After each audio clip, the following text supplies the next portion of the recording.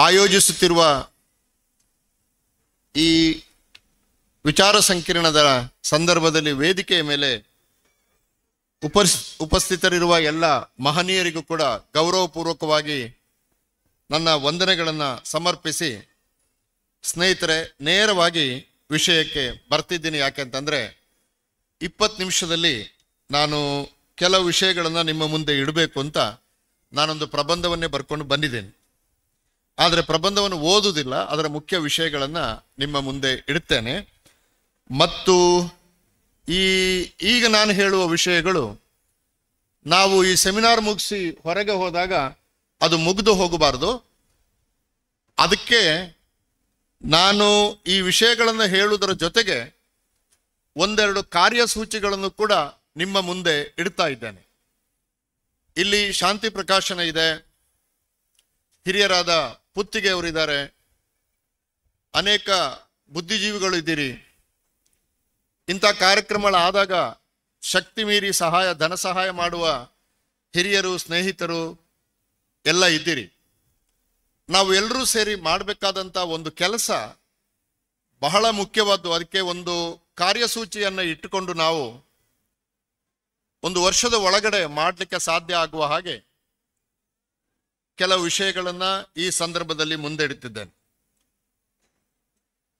ಇದು ಯಾಕೆ ಈ ಕೆಲಸ ಮಾಡಬೇಕಾಗಿದೆ ಅಂತಂದ್ರೆ, ನೀವು ಕಳೆದ ಒಂದು ವರ್ಷದಲ್ಲಿ 2024 ಅನಂತರ 25ರಲ್ಲಿ ಚಾಲ್ತಿಗೆ ಬಂದ NCERTಯ ಪಠ್ಯಪುಸ್ತಕ, NCERT ಅವರು ಏನು ಮಾಡ್ತಾರಂದ್ರೆ ಈ ವಿಷಯಗಳಿರುವ ಪುಸ್ತಕಗಳನ್ನು ಮಕ್ಕಳು ಓದಬೇಕು ಅಂತ ಪ್ರಿಸ್ಕ್ರೈಬ್ ಮಾಡ್ತಾರೆ. ಆ ಕರಿಕ್ಯುಲಮ್ ಅನ್ನ ಇಟ್ಟುಕೊಂಡು ಯಾರು ಬೇಕಾದ್ರೂ ಪುಸ್ತಕ ಬರಿಬಹುದು. ಅದೇ ಕರಿಕ್ಯುಲಮ್ ಅನ್ನ ಆಚೆ ಹೋಗಬಾರ್ದು. ಮಕ್ಕಳಿಗೆ ಅರ್ಥ ಆಗುವ ಭಾಷೆಯಲ್ಲಿ ನೀವು ಇಂಗ್ಲಿಷಲ್ಲಿ ಬರಿಬಹುದು. ಬರೆದ್ರೆ ಮಕ್ಕಳು ನಿಮಗೆ ಆ ಕರಿಕ್ಯುಲಮ್ನಲ್ಲೇ ಇದು ಇದೆ ಅಂತಂದ್ರೆ ನೀವು ಹೇಳಿದ ಶಾಲೆಯಲ್ಲಿ ಅದನ್ನು ಓದಬಹುದು. ನಾನು ಒಂದು ಪುಸ್ತಕ ಓದ್ತಾ ಇದ್ದೆ, ಅದು ಓರಿಯೆಂಟಲ್ ಬ್ಲ್ಯಾಕ್ ಸ್ವಾನ್ ಅವರು ಪ್ರಿಂಟ್ ಮಾಡಿದ್ರು. ಹೈದರಾಬಾದಿನಲ್ಲಿದೆ ಓರಿಯೆಂಟಲ್ ಬ್ಲ್ಯಾಕ್ ಸ್ವಾನ್, ಇಂಟರ್ನ್ಯಾಷನಲ್ ಪಬ್ಲಿಷರ್ಸ್ ಅವರು. ಅದರ ಸಿಲೆಬಸ್ ಕೊಟ್ಟದ್ದು NCERT ಅವರು.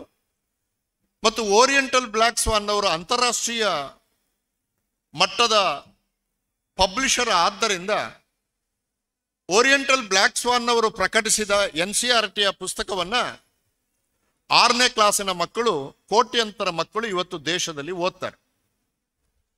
ಅದರ 6ನೇ ಪಾಠದಲ್ಲಿ ಗ್ರೇಟ್ ಕಿಂಗ್ಡಮ್ಸ್ ಆಫ್ ಇಂಡಿಯಾ ಅಂತ ಒಂದು ಪಾಠ ಇದೆ. ಗ್ರೇಟ್ ಕಿಂಗ್ಡಮ್ಸ್ ಆಫ್ ಇಂಡಿಯಾ ಅಂತ ನೀವು ಯಾರಾದರೂ ಪುಸ್ತಕ ತೆಗೆದು ನೋಡ್ಬೋದು. ಗ್ರೇಟ್ ಕಿಂಗ್ಡಮ್ಸ್ ಆಫ್ ಇಂಡಿಯಾ ಪಾಠ ಆರಂಭವಾದಾಗ ಅದರ ಮೊದಲ ಪುಟದ ಅರ್ಧ ಭಾಗದಲ್ಲಿ ಗ್ರೇಟ್ ಕಿಂಗ್ಡಮ್ಸ್ ಆಫ್ ಇಂಡಿಯಾ ಅಂತ ಕುರು ಮತ್ತು ಪಾಂಚಾಲರ ಬಗ್ಗೆ ವಿವರ ಇದೆ. ಕುರು ಮತ್ತು ಪಾಂಚಾಲರು ಮಹಾಭಾರತದಲ್ಲಿ ಕಾಣಿಸಿಕೊಂಡ, ಕಾವ್ಯದಲ್ಲಿ ಕಾಣಿಸಿಕೊಂಡ, ಯುದ್ಧದಲ್ಲಿ ಮುಖಾಮುಖಿಯಾದ 2 ಗುಂಪುಗಳು. ಕುರು ಕೌರವರು, ಪಾಂಡವರು. ಅವು ಮಹಾ ಗ್ರೇಟ್ ಕಿಂಗ್ಡಮ್ಸ್ ಆಗಿ ನಮಗೆ ಕಾಣ್ತಾ ಇರೋದು ಕಾವ್ಯದಲ್ಲಿ. ಕವಿಬಂಧದೊಳು ಕಟ್ಟಿದರಲ್ತೆ ಏನಗ್ಗಳಮೋ ಕವೀಂದ್ರರ ಅಂತ 11ನೇ ಶತಮಾನದ ಒಬ್ಬ ಕವಿ, ಕನ್ನಡದ ಕವಿ ಹೇಳ್ತಾನೆ. ಕವಿಗಳು ಕಟ್ಟುತ್ತಾರೆ, ಉದಾರವಾಗಿ ಕಟ್ಟುತ್ತಾರೆ. ವಾಮನನು 1 ಹೆಜ್ಜೆಯಿಂದ ಆಕಾಶವನ್ನು ಅಳೆದ, 1 ಹೆಜ್ಜೆಯಿಂದ ಭೂಮಿಯನ್ನು ಅಳೆದ. ಇದು ಕವಿಗಳು ಕಲ್ಪನೆಯಲ್ಲಿ ಕಟ್ಟಿದ್ದು, ಅದು ಇತಿಹಾಸ ಅಲ್ಲ. ಅದು ಕುರು ಮತ್ತು ಕುರು ಮತ್ತು ಪಾಂಡವರ ಅವು 2 ಆ ಕಾಲದ ಟ್ರೈಬಲ್ ಗುಂಪುಗಳು, ಚಿಕ್ಕ ಚಿಕ್ಕ ಗುಂಪುಗಳಿದ್ದು ಹೋರಾಟ ಮಾಡಿದ್ದಾವೆ. ಆದರೆ ಅವು ಗ್ರೇಟ್ ಕಿಂಗ್ಡಮ್ಸ್ಗಳಲ್ಲ. ಈ ಪಾಠ ಪುಸ್ತಕದಲ್ಲಿ ಅವುಗಳನ್ನ ಗ್ರೇಟ್ ಕಿಂಗ್ಡಮ್ಸ್ ಅಂತ ಸೇರಿಸಿದ್ದಾರೆ. ಅರ್ಧ ಪುಟ ಮಾಹಿತಿ ಇದೆ. ನಿಜವಾದ ಗ್ರೇಟ್ ಕಿಂಗ್ಡಮ್ ಭಾರತದ ಇತಿಹಾಸದಲ್ಲಿ ಆರಂಭವಾದ್ದು ಗುಪ್ತರಿಂದ. ಆ ಗುಪ್ತರ ಬಗ್ಗೆ ಒಂದು ಸಾಕಷ್ಟು ಮಾಹಿತಿ ಇದೆ. ಚಂದ್ರಗುಪ್ತ ಮೌರ್ಯ ದೊಡ್ಡ ಒಂದು ಅಫ್ಘಾನಿಸ್ತಾನದಿಂದ ಪಾಟಲಿಪುತ್ರದವರೆಗೆ ದಕ್ಷಿಣಕ್ಕೆ ಬಹುಮಟ್ಟಿಗೆ ವಿಂಧ್ಯ ಪರ್ವತದವರೆಗಿನ ಉತ್ತರ ಭಾರತದ ಬೃಹತ್ ಇಂದ್ರ, ಗ್ರೇಟರ್ ಇಂಡಿಯಾ ಅಂತ ಹೇಳ್ತೀವಿ ನಾವು, ಅದನ್ನ ಒಂದು ಕಾಲದಲ್ಲಿ ಆಳಿ ಅಫ್ಘಾನಿಸ್ತಾನದಂತ ಕಡೆ ಗ್ರೀಕರ ಜೊತೆ ಸಂಬಂಧವನ್ನು ಏರ್ಪಡಿಸಿಕೊಂಡು ರೋಮ್ನ ಜೊತೆ ವ್ಯಾಪಾರ ಮಾಡಿಕೊಂಡು ಒಂದು ಅರ್ಥದಲ್ಲಿ ಭಾರತೀಯ ಒಂದು ಸಾಮ್ರಾಜ್ಯ ವಿದೇಶಗಳ ಜೊತೆಗೆ ಸಂಬಂಧವನ್ನ ಏರ್ಪಡಿಸಿಕೊಂಡು ಒಂದು ಸಾಂಸ್ಕೃತಿಕ ಮುಖಾಮುಖಿಗೆ ಕಾರಣವಾದಂತ ಗ್ರೇಟ್ ಕಿಂಗ್ಡಮ್ ಗುಪ್ತರು. ಅದರ ಬಗ್ಗೆ ಮಾಹಿತಿ ಇದೆ. ಅದು ಆದ ಮೇಲೆ ಮೌರ್ಯರ ಬಗ್ಗೆ 3 ಸಾಲಿದೆ. ಗುಪ್ತರಷ್ಟೇ ದೊಡ್ಡ ಅರಸ ಅಶೋಕ, ಆದರೆ ಅಶೋಕನ ಬಗ್ಗೆ 3 ಸಾಲಿದೆ. ಆ 3 ಸಾಲಿನಲ್ಲಿ ಏನು ಹೇಳ್ತಾರೆ ಅಂತಂದ್ರೆ, ಅಶೋಕನು ಬಹಳ ದೊಡ್ಡ ಅರಸನಾಗಿದ್ದ. ಕಳಿಂಗ ಯುದ್ಧದ ನಂತರ ಅವನು ಧರ್ಮ ಪ್ರಚಾರದಲ್ಲಿ ತೊಡಗಿದನು, ಇಷ್ಟೇ. ಅವನು ಬೌದ್ಧನಾದ, ಅವನು ಬೌದ್ಧ ಧರ್ಮದ ತತ್ವಗಳನ್ನು ಪ್ರಚಾರ ಮಾಡಿದ, ಯಾವುದು ಕೂಡ ಇಲ್ಲ.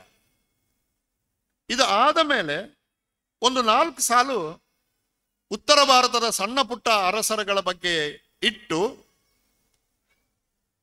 1100ರಲ್ಲಿ ಆ ಗ್ರೇಟ್ ಕಿಂಗ್ಡಮ್ಗಳ ಇತಿಹಾಸ ಮುಗಿದೋಗುತ್ತೆ. 1206ರಿಂದ 1857ರವರೆಗೆ ಭಾರತದ ಮುಕ್ಕಾಲು ಭಾಗವನ್ನು ಆಳಿದ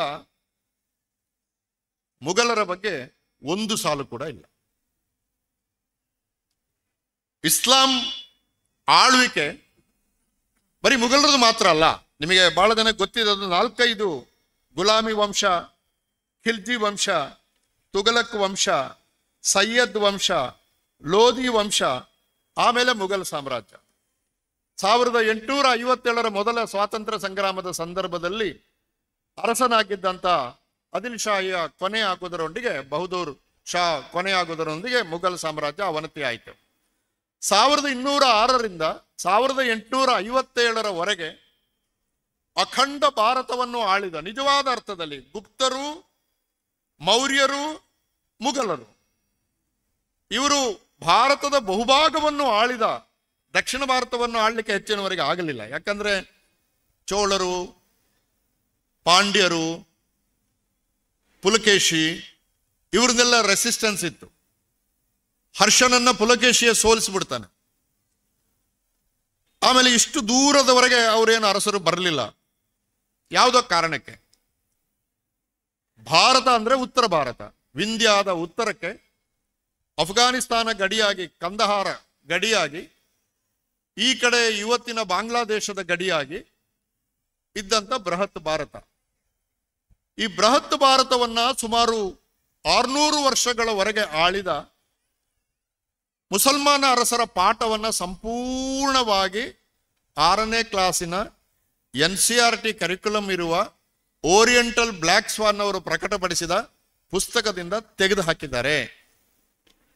ನಮ್ಮ ಮಕ್ಕಳಿಗೆ ತಾಜ್ ಮಹಲ್ ಬಗ್ಗೆ ಹೇಳಬೇಕಾದ್ರೆ, ನಮ್ಮ ಮಕ್ಕಳಿಗೆ ಹುಮಾಯೂನ್ ಸ್ಟೋಮ್ ಬಗ್ಗೆ ಹೇಳಬೇಕಾದ್ರೆ, ನಮ್ಮ ಮಕ್ಕಳಿಗೆ ಡೆಲ್ಲಿಯಲ್ಲಿ ಆಕಾಶದಷ್ಟೆತ್ತರ ತಲೆ ಎತ್ತಿ ನಿಂತಿರುವ ಕುತುಬ್ ಮಿನಾರ್ ಬಗ್ಗೆ ಹೇಳಬೇಕಾದ್ರೆ, ನಮಗೆ ಇತಿಹಾಸದ ತಳಹದಿಯೇ ಇಲ್ಲದ ಹಾಗೆ ಶಿಕ್ಷಣ ಪದ್ಧತಿ ಮಾಡ್ತಾ ಇದೆ. ದುರ್ದೈವವೋ ನಮ್ಮ ನಿರಾಸಕ್ತಿಯೋ ನಮಗೆ ಅದನ್ನ ಅತ್ಯಂತ ತೀವ್ರವಾಗಿ ಪ್ರತಿಭಟಿಸುವ ಶಕ್ತಿ ಕೂಡ ಇಲ್ಲವಾಗಿದೆ. ಹಾಗಾಗಿ ಪಠ್ಯಪುಸ್ತಕದಿಂದ ಹೋಗಿದೆ, ನಾವು ಬಹುಮಟ್ಟಿಗೆ ಹೋದ್ರೆ ಹೋಯಿತು ಅಂತ ಬಿಟ್ಟು ಬಿಟ್ಟಿದ್ದೇವೆ. ಕೆಲವರು ಒಳಗೊಳಗೆ ರೋಧಿಸ್ತಾರೆ, ಹೀಗಾಗಿತ್ತಲ್ಲ. ನಾನು ಓರಿಯೆಂಟಲ್ ಬ್ಲ್ಯಾಕ್ ಸ್ವಾನ್ ಅವರಿಗೆ ಬರೆದೆ, shame on your part. How can you delete the history of 800 years of India which produced great wealth to India. ಎಷ್ಟೋ ಸಮಯ ಆದ ಮೇಲೆ ಭಾರತವನ್ನು ಒಗ್ಗೂಡಿಸಿದ ಒಂದು ಸಾಮ್ರಾಜ್ಯ. ತಾಜ್ ಮಹಲನ್ನು ಕೊಟ್ಟ, ರಾಮಾಯಣವನ್ನು ಪರ್ಷಿಯಕ್ಕೆ ಅನುವಾದ ಮಾಡಿದ, 51 ಉಪನಿಷತ್ತುಗಳನ್ನ ದಾರಾಶಿಕೋ ಪರ್ಷಿಯನ್ ಭಾಷೆಗೆ ಅನುವಾದ ಮಾಡಿ ಅಲ್ಲಿಂದ ವಿಶ್ವವಿಖ್ಯಾತವಾಗಿ ಹೊರಟು ಹೋಯಿತು. ಅಂತ ಸಂಸ್ಕೃತಿಯನ್ನ ನಿರ್ಮಾಣ ಮಾಡಿದನ್ನು ಹೇಗೆ ಬಿಡ್ತೀರಿ? Shame on you, please apologise Indian ಅಂತ ಬರೆದೆ ನಾನು. ಒಂದು ಅಕ್ಷರದ ಉತ್ತರ ಕೂಡ ಬರಲಿಲ್ಲ, ಬರುವುದಿಲ್ಲ ಅಂತ ಗೊತ್ತಿತ್ತು ನನಗೆ. ಇದು ನಮ್ಮ ಪರಿಸ್ಥಿತಿ. ಇಂಥ ಪರಿಸ್ಥಿತಿಯಲ್ಲಿ ನಾವು ಮಾಡಬೇಕಾದ ಕೆಲಸಗಳ ಒಂದು ಕಾರ್ಯಸೂಚಿ 2-3 ಕೊಡ್ತೇನೆ. ನಮಗೆಲ್ಲ ಏಜ್ ಆಗ್ತಾ ಇದೆ. ರಮನಾಥ ರೈ ಅವರು ನಾವೆಲ್ಲ ಒಟ್ಟಿಗೆ ಒಂದು ಕಾಲೇಜಲ್ಲಿ ಓದಿದ್ದವರು. ರಾಮ್ ಪುನ್ಯಾನವರು ನಮ್ಮ ಗುರುಗಳು. ಪುತ್ತಿಗೆಯವರು ದಿನ ಅವರ ಪತ್ರಿಕೆಯಿಂದ ಓದಿ ಓದಿ ಬೆಳೀತಿರೋ. ಇದೆಲ್ಲ ನಮ್ಮ ತಲೆಮಾರು ಏನೋ ಕೆಲಸ ಮಾಡಲಿಲ್ಲ ಅಂತ ಹೇಳ್ತಾ ಇಲ್ಲ. ಪ್ರಯೋಜನ ಎಷ್ಟಾಯ್ತು ಅಂತ ದಯವಿಟ್ಟು ಕೇಳಬೇಡಿ. ಆದರೆ ಮಾಡಬೇಕಾದ ಕೆಲಸ ಇನ್ನೂ ಇದೆ. ಆದ್ದರಿಂದ ಚರಿತ್ರೆಯನ್ನ ಅಳಿಸಿ ಹಾಕುತ್ತಿರುವ, ನಿರ್ದಯವಾಗಿ ಒಂದು ಮಾನ ಮರ್ಯಾದೆ ಏನಾದ್ರೂ ಇರ್ಬೇಕಲ್ಲ ಒಬ್ಬನನ್ನು ತೆಗೆಯುವಾಗ. ಅವ ಕೆಟ್ಟ ರಸ ಅಂತಾದ್ರೂ ಬರೀರಿ. ಬಾಬರ್ ದುಷ್ಟ, ಅಕ್ಬರ್ ದುಷ್ಟ, ಶಹಜಹಾನ್ ದುಷ್ಟ, ಅವ ತಾಜ್ ಮಹಲ್ ಕಟ್ಟಬಾರದಿತ್ತು ಅಂತ ಆದ್ರೂ ಬರೀರಿ. ಆದ್ರೆ ಬರೆಯದೇ ಇರಬೇಡಿ. ಇದು ಆಗ್ತಾ ಇರೋದು. ಇಂಥ ಸಂದರ್ಭದಲ್ಲಿ ನಾವು ಭಾರತದ ಇತಿಹಾಸ ಕುರಿತ ಒಂದು ಪುಸ್ತಕವನ್ನು ಬಿಡುಗಡೆ ಮಾಡಿದ್ದೇವೆ ಇವತ್ತು. ನೋಡಿ, ಇದಕ್ಕೆ ಎಂಥ ಚಾರಿತ್ರಿಕ ಮಹತ್ವ ಇದೆ ನೋಡಿ ಈ ತರದ ಪುಸ್ತಕ ಬರುವಾಗ. ಆದ್ರೆ ಅಷ್ಟು ಸಾಕಾಗಲ್ಲ. ನಾವಿವತ್ತು ಏನು ಮಾಡಬೇಕು ಅಂತಂದ್ರೆ, ನಾವೆಲ್ಲರೂ ಸೇರಿ ಒಂದು ಕಾರ್ಯಸೂಚಿ ಏನು ಮಾಡಬೇಕು ಅಂತಂದ್ರೆ, ಸುಮಾರು ಕ್ರಿಸ್ತಶಕದ ಆರಂಭದಲ್ಲಿನೇ ಅರಬರು ಈ ಭಾಗಕ್ಕೆ ಬಂದಿದ್ದಾರೆ. ಕ್ರಿಸ್ತಶಕದ ಆರಂಭದಲ್ಲಿಯೇ 1ನೇ ಶತಮಾನದಷ್ಟೊತ್ತಿಗೆ ಅರಬರು ಗುಜರಾತಿನ ಕಾತಿಯಾವಾಡ, ನಮ್ಮ ಭಟ್ಕಳ, ಮಂಗಳೂರು, ಕೊಚ್ಚಿ, ಆಮೇಲೆ ಈ ಕಡೆ ಈ ಕಡಲ ಭಾಗದಲ್ಲಿ ಅರಬರು ವ್ಯಾಪಾರಕ್ಕಾಗಿ ಬಂದಿದ್ರು. ನಾನು ಹಿಂದೆ ಒಂದು ಭಾಷಣದಲ್ಲಿ ಇಲ್ಲಿಯೇ ಹೇಳಿದೆ. ಅವರು ಬಂದಾಗ 3 ವಸ್ತುಗಳನ್ನು ಇಲ್ಲಿಂದ ತಕೊಂಡು ಹೋದ್ರು. ಒಂದು ಕಾಳು ಮೆಣಸು, ಇನ್ನೊಂದು ಜೇಡಿ ಮಣ್ಣು ಮತ್ತು ತೆಂಗಿನ ನಾರು. ಈ ಕಾಸರಗೋಡಿಂದ ಸ್ವಲ್ಪ ದಕ್ಷಿಣಕ್ಕೆ ಹೋದರೆ ಅಲ್ಲಿ ಜೇಡಿ ಮಣ್ಣು ಸಿಗ್ತದೆ. ಕ್ಲೇ, ವೈಟ್ ಕ್ಲೇ, ಜೇಡಿ ಅಂತ ಹೇಳ್ತೀವಿ ನಾವು. ಈ ಜೇಡಿ ಮಣ್ಣು ಎಲ್ಲ ಕಡೆ ಸಿಗ್ತದೆ. ಅದು ಬಿಳಿ ಬಣ್ಣ ಇರ್ತದೆ. ಆದರೆ ಭಾರತದ ಪುಣ್ಯವೋ, ಕೇರಳದ ಪುಣ್ಯವೋ, ಕರಾವಳಿಯ ಪುಣ್ಯವೋ, ಅರಬ್ಬಿ ಸಮುದ್ರದ ಪುಣ್ಯವೋ, ಈ ಮಲಬಾರು ಪ್ರಾಂತದಲ್ಲಿ ಸಿಗುವ ಜೇಡಿ ಮಣ್ಣು ಸ್ವಲ್ಪ ಕೆಂಪು ಮಿಶ್ರಿತ. ಅದು ಕೆಂಪು ಮಿಶ್ರಿತ, ಚೂರು ಕೆಂಪು ಮಿಶ್ರಿತ. ಬರೀ ಬಿಳಿ ಸ್ವಲ್ಪ ಡಲ್ ಆಗಿ ಕಾಣ್ತದೆ. ಆದರೆ ಕೆಂಪು ಮಿಶ್ರಿತ ಆದಾಗ ಅದು ಅದ್ಭುತವಾಗಿ ಕಾಣ್ತದೆ. ಅದನ್ನ ತೆಗೆದುಕೊಂಡು ಹೋಗುವುದಕ್ಕೆ ಅರಬ್ ವ್ಯಾಪಾರಿಗಳು ಇಲ್ಲಿಗೆ ಬಂದು ಈ ಮಣ್ಣನ್ನು ತೆಗೆದುಕೊಂಡು ಹೋಗಿ ಬೇಯಿಸಿ ಅದನ್ನು ಅತ್ಯದ್ಭುತವಾದ ಹೂದಾನಿಗಳನ್ನು ಮಾಡಿ ಅರಬ್ ಸ್ಥಾನದಲ್ಲಿ ಅಲ್ಲಿಯ ಮಹಾರಾಜರ ಮೇಜಿನ ಮೇಲೆ ಇರಿಸಲ್ಪಟ್ಟ ಹೂದಾನಿಯ ಮಣ್ಣು ಭಾರತದ ಕರಾವಳಿಯಿಂದ ಹೋಯಿತು. ಈಗ ಹಾಗೆ ಬಂದಾಗ ಅವರು ಬಂದು ಮಣ್ಣು ತಗೊಂಡೋದ್ರು ಅಂತ ಮಾತ್ರ ಅಲ್ಲ, ಅವರು ಇಲ್ಲಿಗೆ ಬರುವಾಗ ಇಲ್ಲಿಯ ಸಂಸ್ಕೃತಿಯನ್ನೂ ತಕೊಂಡು ಹೋಗ್ತಾರೆ, ಅಲ್ಲಿಯ ಸಂಸ್ಕೃತಿಯನ್ನೂ ನಮಗೆ ಕೊಡ್ತಾರೆ. ಎಷ್ಟೋ ವಿಷಯ. ಈಗ ಗುಲಾಬಿ ಹೂವು ನಮಗೆ ಅರಬ್ ಸ್ಥಾನದಿಂದ ಬಂತು. ತೆಂಗಿನಕಾಯಿ, ದೊಡ್ಡ ತೆಂಗಿನಕಾಯಿಯಿಂದ ಹುರಿ ಹಗ್ಗ ಮಾಡಿ ಶಿರ್ಷಿಯಿಂದ ಕೊಚ್ಚಿವರೆಗೆ ಈ ಕರಾವಳಿಯಲ್ಲಿ ಬೆಳೀತಿದ್ದಂಥ ತೆಂಗಿನಕಾಯಿ ತೀರಾ ಕೇರಳದ ದಕ್ಷಿಣಕ್ಕೆ ಹೋದರೆ ತೆಂಗಿನಕಾಯಿ ಸಣ್ಣದು. ಈ ಚಂದ್ರಗಿರಿ ನದಿ ದಾಟಿ ಈ ಕಡೆ ಬಂದ ಹಾಗೆ ತೆಂಗಿನಕಾಯಿ ದೊಡ್ಡದಾಗ್ತದೆ. ಪಿಲಿಮಂಡೆ ಅಂತ ಬಂದು ಪುಣ್ಯಕ್ಕೆ, ಪಿಲಿಮಂಡೆ ದೊಡ್ಡ ದೊಡ್ಡ ತೆಂಗಿನಕಾಯಿ.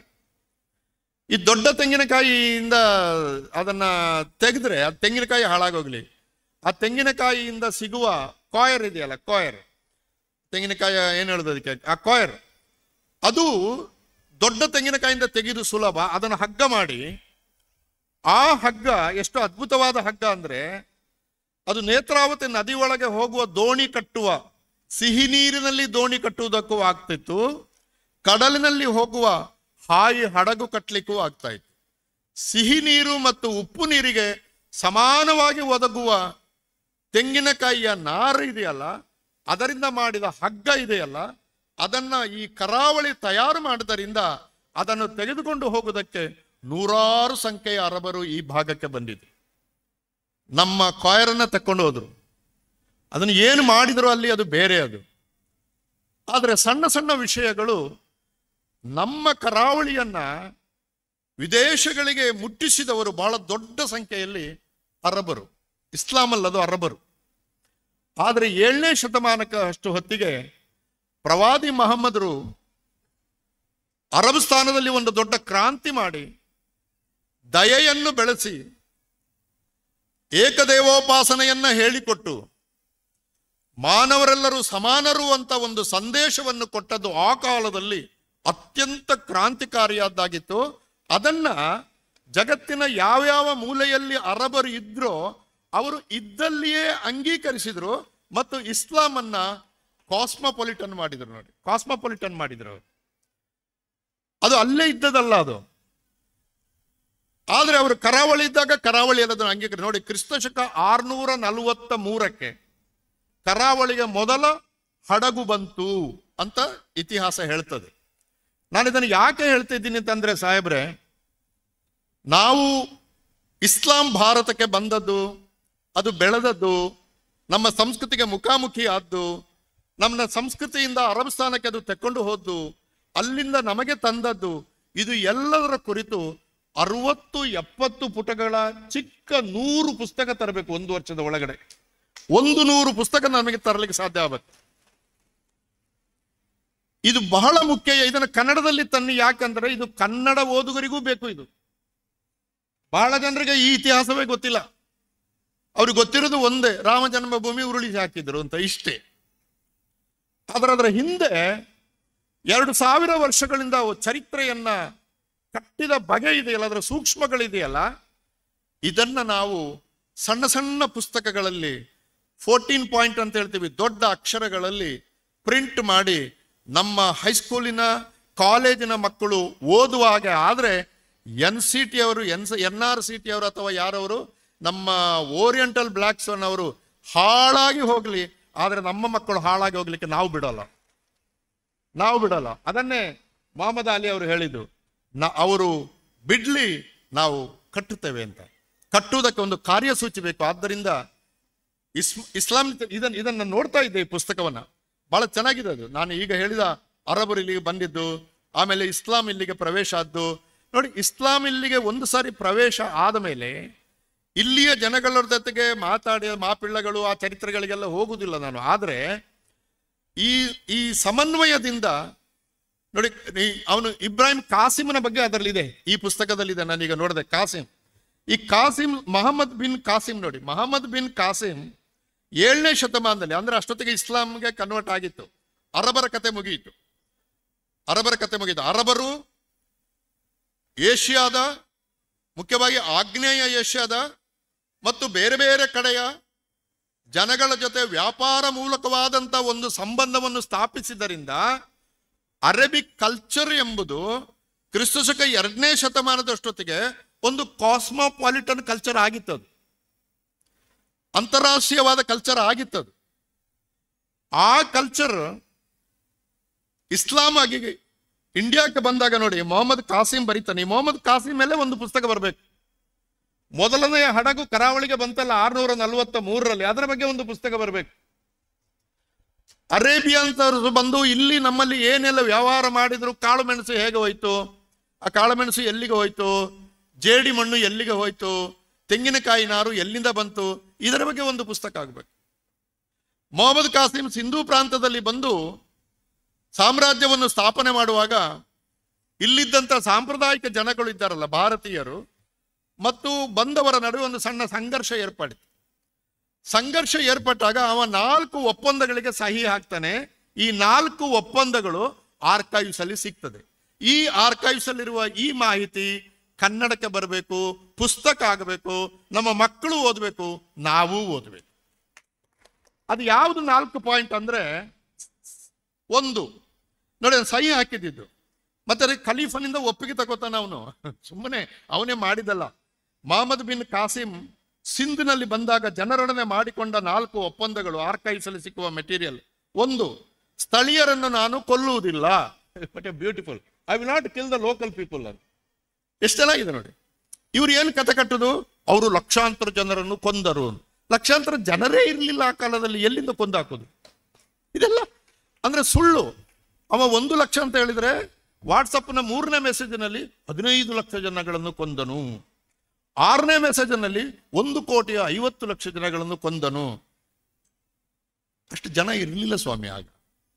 ಮೊನ್ನೆ ಯಾರೋ ಕೇಳ್ತಾ ಇದ್ರು, ಟಿಪ್ಪು ಸುಲ್ತಾನನು ಮಂಡ್ಯದಲ್ಲಿ 80,000 ಬ್ರಾಹ್ಮಣರನ್ನ ಮುಸ್ಲಿಂ ಮತಕ್ಕೆ ಕನ್ವರ್ಟ್ ಮಾಡಿದ ಅಂತ. ಎಲ್ಲಿದ್ರು 80,000 ಜನ ಟಿಪ್ಪು ಉಳಿದ ಕಾಲದಲ್ಲಿ? ಆ ಮಡಿಕೇರಿಯಲ್ಲಿ ಇದ್ದದ್ದು ಹೇಳಿ ಕೇಳಿ 10-30,000 ಜನ ಇದ್ದಿರ್ಬೇಕು. ಅಲ್ಲಿ ಸೊಳ್ಳೆ, ಪ್ಲೇಗು, ಈಗೆಲ್ಲ ಅದು ಏನು ಬಹಳ ಒಳ್ಳೆ ಊರದು. ಒಂದು 100 ವರ್ಷದ ಹಿಂದೆ ಕೊಡಗಿಗೆ ಯಾರು ಹೋಗ್ತಾ ಇದ್ರು? ಯಾರು ಹೋಗ್ತಾ ಇರಲಿಲ್ಲ. ಇದು ಇಂಥ ಕಾಲಘಟ್ಟದಲ್ಲಿ ನಾವು ತೀವ್ರವಾದ ಸಂಶೋಧನೆ ಮೂಲಕ, ಆರ್ಕೈವ್ಸ್ ಅಲ್ಲಿ ಸಿಕ್ಕುವ ಮಾಹಿತಿಗಳ ಮೂಲಕ, ಲಂಡನ್ ಮ್ಯೂಸಿಯಂ ಮೊದಲಾದ ಕಡೆ ಸಿಗುವ ಮಾಹಿತಿಗಳನ್ನು ಇಟ್ಟುಕೊಂಡು ಚರಿತ್ರೆಯ ಚಿಕ್ಕ ಚಿಕ್ಕ ಪುಸ್ತಕಗಳನ್ನು ಬರೆದು ಜನಗಳ ತಿಳುವಳಿಕೆಯನ್ನು ಹೆಚ್ಚಿಸದೆ ಹೋದರೆ ಮುಂದಿನ 50 ವರ್ಷದಲ್ಲಿ ನಮಗೆ ಯಾರಿಗೂ ನಮ್ಮದೇ ನಾಡಿನಲ್ಲಿ ಒಂದು ಸ್ಥಳವೇ ಇಲ್ಲದಂಥ ವಾತಾವರಣ ಬರ್ತದೆ. ಅದನ್ನು ತಯಾರು ಮಾಡೋದಕ್ಕೆ ಜನ ಸಿದ್ಧರಿದ್ದಾರೆ. ಅದನ್ನು ನಮ್ಮ ಪ್ರೊಫೆಸರ್ ಸಾಹೇಬರು ತುಂಬ ಚೆನ್ನಾಗಿ ಹೇಳಿದರು. ನೋಡಿ, ಅದು ಒಂದು, ಸ್ಥಳೀಯರನ್ನು ಕೊಲ್ಲುವುದಿಲ್ಲ, ಪೂಜಾ ಸ್ಥಳಗಳನ್ನು ನಾಶ ಮಾಡುವುದಿಲ್ಲ. ಇದು ಲಿಖಿತ ಒಪ್ಪಂದ ಸರ್, ಅಪ್ರೂವ್ಡ್ ಬೈ ಖಲೀಫಾ. ನೋಡಿ, ಅದು ಎಷ್ಟು ಚೆನ್ನಾಗಿದೆ. ಇದು ಹೇಳಬೇಕು ನಾವು. ಎರಡನೇದು ನೋಡಿ, ಆ ಕಾಲಕ್ಕೆ ಅವನು ಅಷ್ಟೆಲ್ಲ ಆದ ಮೇಲೆ ಪಾಪ್ಯುಲರ್ ಆದ ಅವನ ಹತ್ರ ಬ್ರಾಹ್ಮಣರ ಒಂದು ನಿಯೋಗ ಹೋಗ್ತದೆ ಆ ಕಾಲದಲ್ಲಿ.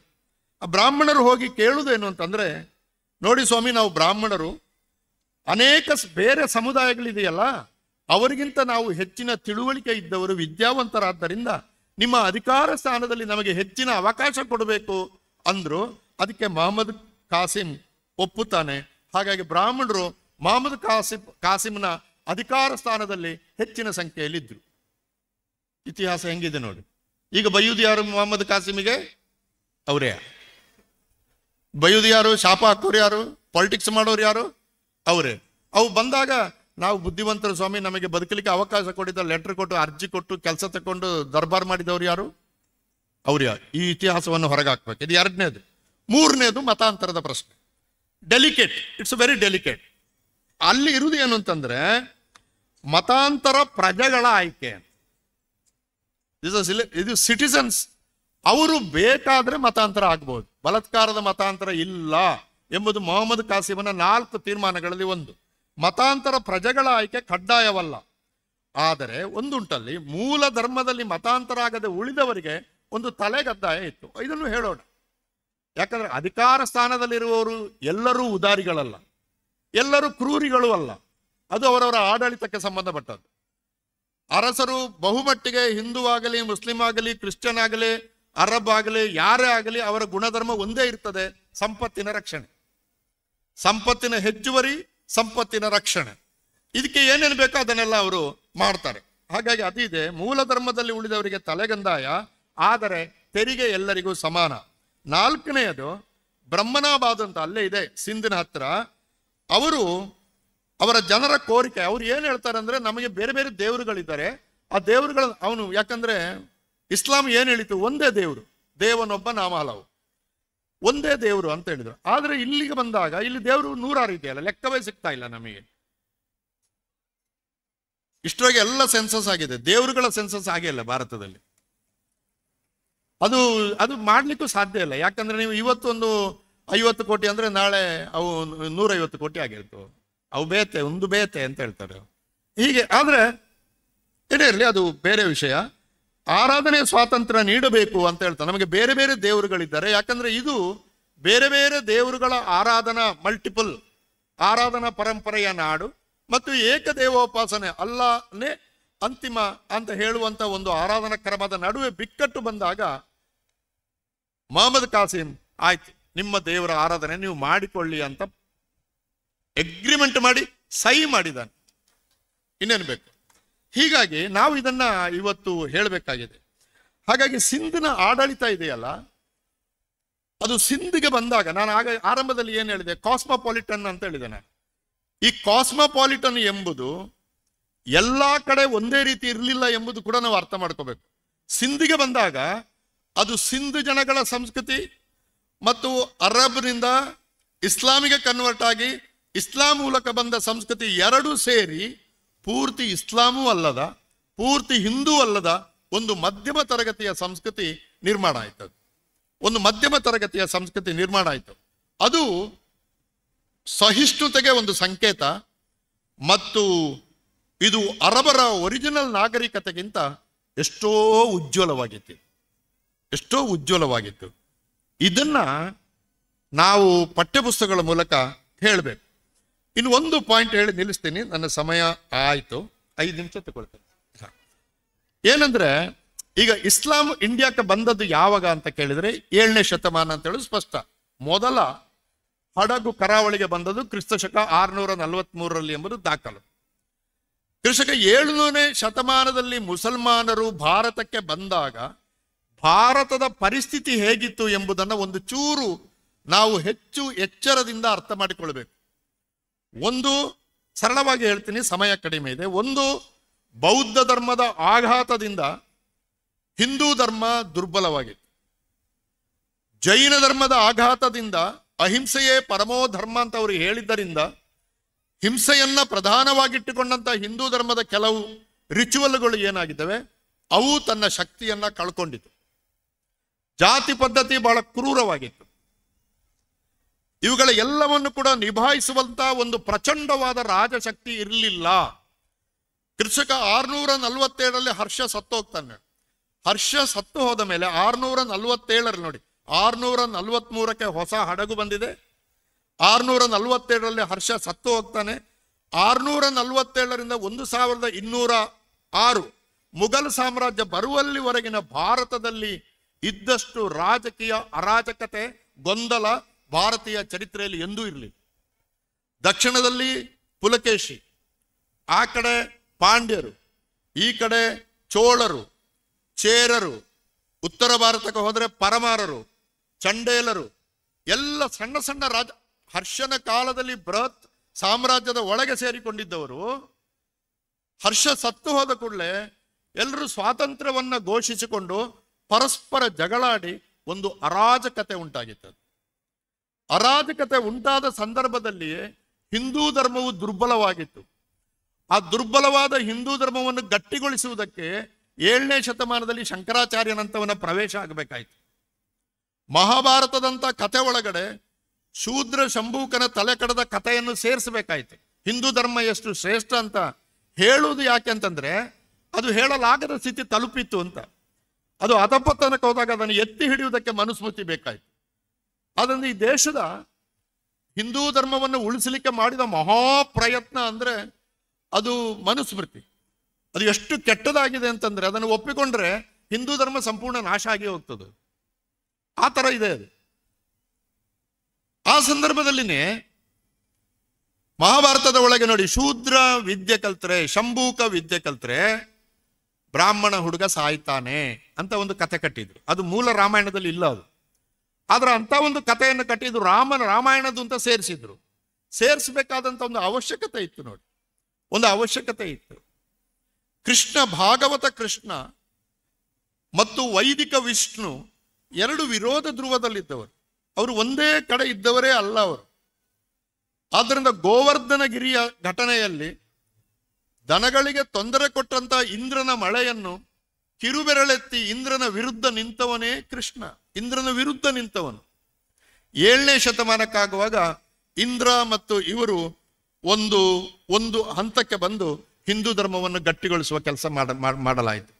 ಇಂಥ ಒಂದು ದುರ್ಬಲವಾದ ಭಾರತೀಯ ರಾಜಕೀಯ ಸಂದರ್ಭದಲ್ಲಿ ಪ್ರವೇಶ ಮಾಡಿ ತಮ್ಮ ಶಕ್ತಿ, ಸಾಮರ್ಥ್ಯ, ಯೋಚನೆ, ವ್ಯಾಪಾರದ ಗುಣಗಳು, ಸಹಿಷ್ಣುತೆ ಗುಣಗಳಿಂದ ಕೆಲಸ ಮಾಡುತ್ತಾ ಮಾಡುತ್ತಾ ಮಾಡುತ್ತಾ 1200ಕ್ಕಾಗುವಾಗ ಮೊಘಲ್ ಸಾಮ್ರಾಜ್ಯ ಉದಯವಾಗಿ ಮುಂದೆ 800 ವರ್ಷಗಳ ಕಾಲ ಭಾರತವನ್ನ ಅದು ಆಳಿತ್ತು ಅಂತ ಹೇಳುದು. ಇದರ ಜೊತೆಗೆ ಒಂದು ಮಾತನ್ನು ನಾವು ಮತ್ತೆ ಮತ್ತೆ ಹೇಳಬೇಕು. ಇಸ್ಲಾಂ ಈ ದೇಶವನ್ನು ಆಳಿದ ಮೇಲೆ ಹಿಂದೂಗಳ ಜೀವನದಲ್ಲಿ ಕೂಡ ಸಾಕಷ್ಟು ಬದಲಾವಣೆ ಆಗಿದೆ ಎಂಬುದನ್ನು ಮರಿಬಾರದು. ಇದು ನಮ್ಮ ಮೇಲೆ ಮಾಡಿದ ಪರಿಣಾಮ. ಇದು ಬರೀ ಹಾಳಾದನ್ನ ಹೇಳ್ತಾ ಇದ್ದಾರೆ, ಒಳ್ಳೆಯದಾದನ್ನು ಹೇಳುವುದಿಲ್ಲ. ಭಾರತಕ್ಕೆ ಇಸ್ಲಾಂ ಪ್ರವೇಶ ಮಾಡಿದಾಗ ಅದು ಒಂದು ಧಾರ್ಮಿಕ ಶಕ್ತಿಯಾಗಿ ಪ್ರವೇಶ ಮಾಡಲಿಲ್ಲ, ಅದು ಒಂದು ಸಾಮಾಜಿಕ ಶಕ್ತಿಯಾಗಿ ಪ್ರವೇಶ ಮಾಡಿತ್ತು. ಆದ್ದರಿಂದಲೇ ಜಾತಿ ಸಮಾಜದಲ್ಲಿ ಅತ್ಯಂತ ಕೆಳಗಿದ್ದಂಥ ಶೂದ್ರರು, ಮಹಿಳೆಯರು, ದಲಿತರು ದೊಡ್ಡ ಸಂಖ್ಯೆಯಲ್ಲಿ ಆ ಧರ್ಮವನ್ನು ಅಪ್ಪಿಕೊಂಡ್ರು. ಇದನ್ನು ಮತಾಂತರ ಅಂತ ಹೇಳೋದು ಕಷ್ಟ. ಯಾಕೆ ಮತಾಂತರ ಅಂತ ಹೇಳಬೇಕಾದ್ರೆ ಇವರು ಹಿಂದೂಗಳಾಗಿರ್ಬೇಕಲ್ಲ. ಇವರು ಹಿಂದೂಗಳೇ ಆಗಿರ್ಲಿಲ್ಲ, ಹಿಂದೂ ಧರ್ಮದ ಹೊರಗಡೆ ಇದ್ರಲ್ಲ ಅವರು. ಹಿಂದೂ ಧರ್ಮದ ಹೊರಗಡೆ ಇದ್ದವರು ಬೇರೆ ಯಾವುದೋ ಧರ್ಮವನ್ನು ಸೇರಿದಾಗ ಮತಾಂತರದ ಹೆಂಗೆ ಹೇಳ್ತೀರಿ ನೀವು? ಅದು ಮತಾಂತರವೇ ಅಲ್ಲ, ಅದವರ ಆಯ್ಕೆ ಆಗಿತ್ತು, ಹೋದ್ರು. ಹಾಗೆ ಹೋದಾಗ ಅದು ಸಾಮಾಜಿಕತೆ, ನಮ್ಮ ಸಂಖ್ಯಾ ವ್ಯವಸ್ಥೆಯನ್ನ ಅರೇಬಿಗೆ ಮುಸಲ್ಮಾನರು ತೆಕ್ಕೊಂಡು ಹೋಗಿ ಅದನ್ನು ಪಾಶ್ಚಾತ್ಯರಿಗೆ ಪರಿಚಯಿಸಿದ್ರು. ಮುಖ್ಯವಾಗಿ ವೈದ್ಯಶಾಸ್ತ್ರ, ಭಾರತೀಯ ವೈದ್ಯಶಾಸ್ತ್ರವನ್ನು ಅಭ್ಯಾಸ ಮಾಡಿದ ಇಸ್ಲಾಂ ಪಂಡಿತರು ಆ ವೈದ್ಯಶಾಸ್ತ್ರವನ್ನ ಪಶ್ಚಿಮದ ದೇಶಗಳಿಗೆ ಪರಿಚಯಿಸಿದ ರೀತಿ ಅಧ್ಯಯನ ಯೋಗ್ಯವಾದ್ದು, ಒಂದು ಪುಸ್ತಕ ಆಗಲಿಕ್ಕೆ ಯೋಗ್ಯವಾದ್ದು. ಅಲ್ಲಿಯ ವಾಸ್ತುಶಿಲ್ಪ ಶೈಲಿಯನ್ನು ಭಾರತಕ್ಕೆ ತಂದು ಇಂಡೋ ಸಾರ್ಸನಿಕ್ ಸ್ಟೈಲ್ ಅಂತ ಒಂದು ನಿರ್ಮಾಣ ಆಗಿ, ಕಮಾನುಗಳ ಕಲ್ಪನೆ ಭಾರತದಲ್ಲಿ ಇರಲಿಲ್ಲ, ಅದನ್ನು ಕೊಟ್ಟರು. ಈಸ್ಥೆಟಿಕ್ ಸೆನ್ಸ್ ಅಂತ ಹೇಳ್ತೀವಿ, ಆ ಎಸ್ಥೆಟಿಕ್ ಸೆನ್ಸ್ ಹಿಂದೂಸ್ತಾನಿ ಸಂಗೀತದ ಮೂಲಕ ಬಂತು, ವಾಸ್ತುಶಿಲ್ಪದ ಮೂಲಕ ಬಂತು, ಮತ್ತು ಇನ್ನು ಅನೇಕ ಹಾಕುವ ಬಟ್ಟೆಯಲ್ಲಿ ಬಂತು. ಅನೇಕ ನೇಕಾರರು ಮುಸ್ಲಿಮರಾಗಿ ಕನ್ವರ್ಟ್ ಆದರು. ಯಾಕಂದ್ರೆ ಬಟ್ಟೆಗೆ ಮುಸಲ್ಮಾನರು ಕೊಟ್ಟ ಬೆಲೆ ಮತ್ತು ಅದನ್ನು ಭಾರತದಿಂದ ತೆಗೆದುಕೊಂಡು ಹೋಗಿ ವಿದೇಶದಲ್ಲಿ ಅವರು ಮಾರುಕಟ್ಟೆಯನ್ನು ಬೆಳೆಸಿದ ರೀತಿಯಲ್ಲಿ ನೇಕಾರರ ಬದುಕು ಉಜ್ವಲವಾಗಿದ್ದು ಮುಸಲ್ಮಾನರ ಕಾಲದ ಆಡಳಿತದಲ್ಲಿ ಎಂಬುದನ್ನು ನಾವು ಯಾವಾಗಲೂ ಮರಿಬಾರದು. ಹೀಗೆ ಲೋಹಶಾಸ್ತ್ರ ಇತ್ಯಾದಿಗಳಲ್ಲಿ ಮುಸಲ್ಮಾನರ ಕೊಡುಗೆ ಬಹಳ ಇದೆ. ಅಕ್ಬರ್ನ ಕಾಲದಲ್ಲಿ ಒಂದು ಟ್ರಾನ್ಸ್ಲೇಷನ್ ಬ್ಯೂರೋವೇ ಇತ್ತು, ಅನುವಾದ ಬ್ಯೂರೋವೇ ಇತ್ತು. ಅಕ್ಬರ್ನ ಅಮ್ಮ ಅದನ್ನು ನಡೆಸ್ತಾ ಇದ್ದರು. ರಾಮಾಯಣ ಅನುವಾದ ಆಯಿತು, ಮಹಾಭಾರತ ಅನುವಾದ ಆಯಿತು, ಉಪನಿಷತ್ತುಗಳು ಅನುವಾದ ಆಯಿತು. ಇವೆಲ್ಲ ವಿದೇಶಕ್ಕೆ ಹೋಗಿದ್ದರ ಬಗ್ಗೆ ನಾವು ಬೇರೆ ಬೇರೆ ಪುಸ್ತಕಗಳನ್ನು ಮಾಡಬೇಕು. ತಂತ್ರಜ್ಞಾನವನ್ನು ಕೂಡ ಭಾರತಕ್ಕೆ ಅದನ್ನ ಸಾಹೇಬರು ಬಹಳ ಚೆನ್ನಾಗಿ ಹೇಳಿದ್ರು, ವೈಸ್ ಚಾನ್ಸಲರ್.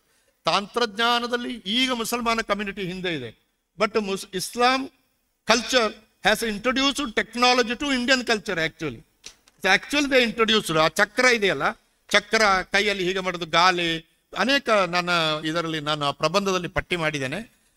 ಅವುಗಳನ್ನೆಲ್ಲ ನಮಗೆ ತಂದದ್ದು ಅವರೇ. ಅಂದ್ರೆ ಇಲ್ಲಿ ಇರಲಿಲ್ಲ ಅಂತ ನಾನು ಹೇಳಲಾರೆ, ಇಲ್ಲಿ ಇದ್ದದನ್ನ ಇನ್ನೂ ಅದ್ಭುತವಾಗಿ ಹೆಚ್ಚು ಕೆಲಸ ಮಾಡುವ ಹಾಗೆ ಮಾಡಿದ್ದು ಮುಸಲ್ಮಾನರು. ಹಾಗಾಗಿ ನೋಡಿ, 1200ರಿಂದ 1800 600 ವರ್ಷಗಳ ಭಾರತ ಮೊಘಲ್ ಸಾಮ್ರಾಜ್ಯ ಜಗತ್ತಿನ 4 ಅತ್ಯಂತ ಪ್ರಖ್ಯಾತವಾದ ಸಾಮ್ರಾಜ್ಯಗಳಲ್ಲಿ ಒಂದಾಗಿತ್ತು.